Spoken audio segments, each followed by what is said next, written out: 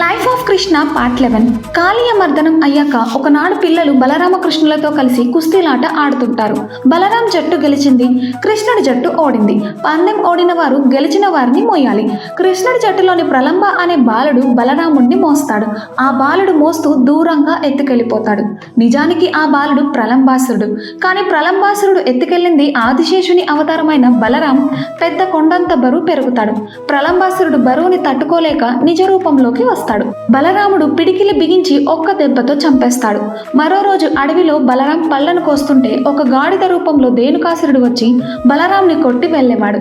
దీన్ని అనుసరించి ఈసారి బలరాం గాడిద కాళ్లను పట్టుకుని విసిరి కొడితే ధేనుకాసురుడు మరణిస్తాడు. ఇలా కృష్ణుడికి సంహరించే శక్తి ఉన్న అన్న బలరాంకు ఇవ్వాల్సిన గౌరవం ఇస్తూ సహాయంగా ఉండి మనకు సిబ్లింగ్స్తో ఉండే విధానాన్ని నేర్పించాడు.